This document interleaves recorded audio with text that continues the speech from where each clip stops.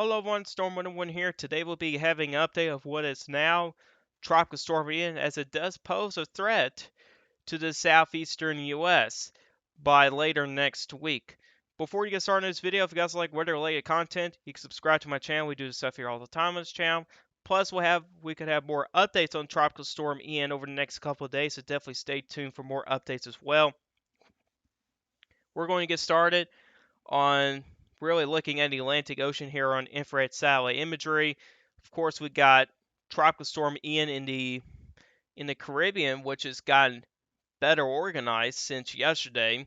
Yesterday we had mainly convection on the western side. That's due to some wind shear with the system, which since we don't have not much way of wind shear now we have convection going around at least the main circulation of Ian. We also have Tropical Storm Gadsden still going on out there. That's going to continue to move to the west. No threat to the land really beyond that. We also got Tropical Depression Hermine. And we also got Fiona just getting out of the picture, which is unfortunately brought some catastrophic impacts for Nova Scotia up there as well. But really the main focus on this video is going to be Tropical Storm Ian, which here's a much closer look on Tropical Storm Ian. You can see here we got a lot of convection going on out here, and Recon digging into the storm recently as well, which if you actually check out Recon, it did find a minimum pressure of 1,007 millibars. It really isn't that strong for a tropical storm, but it's not too bad when it comes to pressure, at least at this moment. But you'll notice that there are two different circulations, and I believe the mid-level circulation is right here, and their level circulation is right here. Now, the recon mission happened a little bit earlier today, so it may be a little bit different now. But anytime when you have a mid-level circulation and a level circulation kind of close to each other and battling out, that indicates that Tropical Storm Ian is a disorganized system, which is some good news. However, it could still get better organized throughout the overnight hours and maybe throughout tomorrow. But whenever they kind of combine it to one main circulation, I think that's when it can really take off. Which, if we do check out the National Hurricane Center forecast, you can see here they still expect tropical storm strength at least throughout tomorrow, but really by Sunday night to early Monday morning, that's when we can see hurricane strength. And really by Tuesday morning or late Monday night, that's when they expect a major hurricane. But you'll also notice here that there's been a pretty decent shift farther to the west. The cone itself, the cone of uncertainty, still has a pretty large spread. But the overall trend has been a little bit farther to the west. So really, if you live like down towards Key West and Summer Florida, really your probabilities are decreasing for the eye path of Ian to impact your area. Now you could still see impacts out of the system. You can still get some of the outskirts of Ian as it bypasses you far to the west, bringing in some showers and thunderstorms, maybe a low-end tornado risk out there. But you will likely miss some of those significant impacts that Ian could possibly bring, which is some good news. However, even though there's been a western shift, that kind of puts more of the Florida Panhandle in line for potentially a landfalling hurricane. It maybe gets as far west as parts of Alabama, which is also a possibility as well. Which, if you actually check out the tracks from the latest hurricane models, they've also shifted farther to the west as well. And really, they have a pretty strong agreement that the center of circulation of Ian will miss Cuba and Mexico. It will kind of go in between. So unfortunately, it will stay over those very warm sea surface temperatures. But beyond that point, that's when uncertainty really begins to spread. And it's pretty similar to the National Hurricane Center's cone of uncertainty. We have a couple model members that take into Tampa, Florida, and we got other ones that go up to the Alabama and Florida state border. So there's still a very large spread out there, and the uncertainty is still very high of where this thing here will exactly take landfall. But I think the overall mean at this point here could be somewhere in the Florida Panhandle, and I think that's the area we should really pay attention to as well. Here's another way to look at it. This is the GFS ensembles. The spread is even worse on this model in particular. We got members that go as far west as around the New Orleans area, and we got members that goes as far east as Tampa, Florida. So once again, the spread is still very large. Uncertainty does remain pretty high. But let's check out the intensity. This is the hurricane models once again on the intensity forecast, and really compare it to yesterday. Yesterday, most of the models kept it in a Category 3 strength. Now, most of them keep it into a Category 4, which I still do believe that Category 4 is still pretty doable, given the fact that we do have pretty favorable conditions, especially as you get into the northwestern Caribbean, which we'll talk about that in a little bit more detail in just a little bit. But let's check out some of the medium range gardens. Starting with the GFS, the 18Z run, so this is a fresh new run. If we kind of play this through here, but really the main thing we've been really paying attention to closely is this big trough that sets up across parts of the Great Lakes, the Ohio Valley, in the Northeast. And typically when you have troughs in this area in here, sometimes they could help steer this storm away and kind of go out to sea. But in this case here, our storm is currently in the Caribbean, so unfortunately someone's going to get impacted, which in this case here, from the latest GFS ball run, some models predict that this trough here could move out a little bit quicker than expected. But we also have a ridge of high pressure trying to build in, which I think at the same time, whenever that ridge of high pressure builds in, I think Tropical Storm Ian will begin to slow down. It possibly become stationary, and hopefully, if it does become stationary, hopefully it's out in the Gulf of Mexico. We'll check out the European model solution in a little bit to see, so that way you guys can see what I mean by that. But anyway, at this point here, really by Wednesday night to early Thursday morning, we got a pretty powerful hurricane out there with a pressure of 934 millibars. But you will begin to notice, really before it makes landfall, it begins to weaken. A few hours later, now it's up to 946 millibars, and really just almost by making landfall, it could be at a pressure of 970 millibars. And really, for most storms in the past, really rapidly intensify before they make landfall. Could be a little bit different this time, and we're hoping that will be the case here. You can see there it makes landfall really by, could be as early as Friday morning or something like that, but the timing that can always change as well. But you'll also notice is that the precipitation shield is actually pretty large. Now, it's not going to be like wall-to-wall showers and thunderstorms. You're probably talking about more of scatter to numerous in nature, but it can still bring a decent amount of rain for areas that could be as far northeast as South Carolina. We'll explain that why a little bit later in the video. But let's check out the European model. Like I was saying earlier, talking about potentially becoming stationary. The European model is an example for that. So really by Tuesday morning here, Hurricane Ian will be impacting Cuba. Now it's predicting a 988 millibar system at that point. Honestly, I think it's really underestimating the power of the hurricane at that point because we got very warm sea surface temperatures, we got high ocean heat content values, and it's going to be hard to believe the strength at that point. Unfortunately, I think it's going to be much stronger than that. But you can see there it impacts Cuba.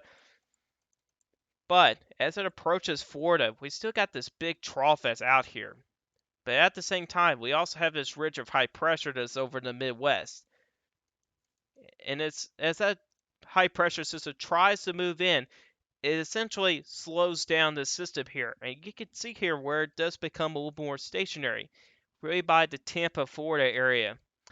That would be a very dangerous scenario because if that were to happen, You'll be talking about significant rainfall, a long duration of hurricane force winds, high storm surge. It could definitely cause a lot of problems. But the good news is, given the fact the European model's been really the most farther east model, I think that could be an outlier. But we still cannot rule out that possibility. I mean, keep in mind the uncertainty at this range here is still quite high. I mean, there's still plenty of time for models to kind of get into an agreement. But it's definitely a very interesting solution coming from the European model. But let's hope that does not happen. But here's a look at two sea surface temperatures, and like I said earlier, sea surface temperatures, they are ridiculously warm. It's generally anywhere from 29 to about almost 32 degrees Celsius in some places. So it's basically bathwater, and tropical cyclones love those warm sea surface temperatures. Ocean heat content values. Look at that in the northwestern part of the Caribbean. Very high values out there. I mean, almost extreme values, I guess you could say. And that's why I was saying earlier about the European model that it'd be hard to believe because the sea surface temperatures and ocean content is just ridiculously high. And I definitely believe at that point it'd be rapidly intensifying. Usually when you have areas like that, that really increases your odds for a rapidly intensifying hurricane. But as it does get into the Gulf of Mexico, some of those values do begin to back off, which could help weaken the system just a little bit, or at least stop its strengthening process or intensifying process, I should say. But let's at least check out some good news. Yeah, I actually got some good news about this. We looked kind of in the bad news and everything, let's kind of look into the good news. And one of those is wind shear. So right now, there's been a little bit of wind shear on the eastern side of the system. That's why we haven't seen much convection on the eastern side of the system yesterday. But finally, it's gotten out away from that wind shear. And you can actually tell by the arrows in the upper levels indicate that there's a lot of outflow in the upper levels. That can really help strengthen the system and can get it better organized. So really by later tonight here, it slowly strengthens. But really as we wake up tomorrow morning, at least from the GFS standpoint, 997 millibar low. So at this point here, it's kind of getting to possibly a high-end tropical storm at this point. But look out ahead of it. Wind shear values are almost not existent out there. So really in the short term, there's basically no wind shear. That gives it a green light for rapid intensification. But as it passes or it gets out of the Caribbean, look where it begins to run into just to the north. You see all this red that's out here covering pretty much the entire southeastern U.S.? That's extremely high wind shear values. Wind shear values are at least 50 knots. With wind shear values like that, it can shear tropical systems apart. And that's why some of the models suggest that it can weaken before landfall because of all this wind shear. That's also why the National Hurricane Center has it weakening a little bit before making landfall. They have it suggested of it becoming a Category 2 hurricane before it makes landfall. So there's at least some good news out there. And I think it will reach its peak, really, if it's about due west of Tampa, Florida. I think that's when it's going to reach its peak. And also at that point, I think that's when it will slow down. That's also good news as well. But you can see here, as it gets closer to the coastline of the Florida Panhandle, it weakens, and it really continues to do so. It's really pushing itself into this stronger wind shear. And what will also happen whenever it runs into a lot of this wind shear, a lot of its moisture, it's going to get displaced farther to the northeast. So really at around this point here, its moisture field is going to be massive. It's going to cover multiple states, but really for most areas within in that precipitation shield or in that moisture shield in general, yeah, it's just going to be general showers and thunderstorms. There could be isolated flooding issues here and there, but really, it's not going to cause any significant problems, I don't think. At least that's what it looks like for right now. And you can see here from the GFS model, makes landfall as a 981 millibar low. So definitely not nearly as bad as a 931 millibar low making landfall. That's almost like Fiona up in Nova Scotia yesterday. So yeah, not only there's a lot of wind shear, there's also quite a bit of dry air. And once again, conditions are very favorable for rapid intensification in the short term, really across the Caribbean. But as soon as it gets pretty much to the central part of the Gulf of Mexico, you got all that wind shear to the north, but it's also mixed in with quite a bit of dry air. You see a lot of dry air in the western part of the Gulf of Mexico, and there's also dry air just covering most of the southeast. And watch what happens. Wherever that wind shear really gets into that system and begins to weaken, look how big this precipitation shield is, or this moisture shield. I mean, it's covering a very large area. It's covering the Carolinas. It's covering almost as far north as eastern Tennessee. So, which in reality, a lot of this could be high thin cloud cover, but really a good chunk of it can also be showers and thunderstorms. We'll likely have a much better idea whenever higher resolution models get out. But this also gets to show you that this could really turn into a pretty large storm. Even though it, even though it will weaken, it could still look like a pretty big storm, which I could show you guys that on a simulation from the GFS one, which will be the last thing we'll check out today. You can see here as it progresses through the Caribbean, still has a hard time organizing really over the next several hours, but really as soon as it get into the northwestern part of the Caribbean, that's where that system really gets its act together. Really by Monday morning, that's when it could really take shape. And you can see here by later today on Monday, an eye starts to show up. And then look at that, a classic hurricane or a class of major hurricane on infrared satellite imagery. Now, keep in mind, this is just a simulation. It's not going to look exactly what the GFS represents. I'm just showing you guys to kind of give you an idea of what it could look like. And really at around this point here, probably by Wednesday morning, I think this is where it's going to reach its peak.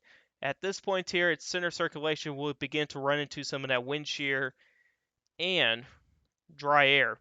And watch what happens when it comes to this precipitation shield, or its high thin cloud cover shield, or whatever you want to call it. Whoever runs into that, look at that. By Wednesday night, this is when the storm system really begins to weaken. But check out all this high thin cloud cover to the northeast. It covers so much real estate. But within that wind shear, those upper level winds are northeasterly winds in those upper levels. So really, when that wind shear really kicks in, those upper level winds are actually pushing a lot of this wash here to the northeast. So yeah, its precipitation shield could potentially be pretty large. Now this is about as far as we could get. It only goes out 15 hours, but this kind of gives you a little bit of an idea of what this storm could look like. So yeah, really the area I'm really paying attention very closely here would be the Florida Panhandle, or it can just be the Safe Florida in general. But other areas like Alabama, Georgia, possibly Mississippi as well, and maybe southeast Louisiana if that westward trend does continue. But if you do live in southern Alabama, the Florida Panhandle, southern Georgia, definitely keep an eye on the forecast over the next couple days as well. And be prepared as well. We'll definitely have more updates on this over the next couple of days. But anyways, guys, that's all for you guys today. Hope you guys enjoyed this video. If you guys like this video, hit that like button. If you like my channel, hit that subscribe button. Hit the bell notifications so you never miss an upload. If you guys have questions about this, put in the comment section down below. I want you guys questions. I'll see you guys in the next video. Goodbye and have a good day.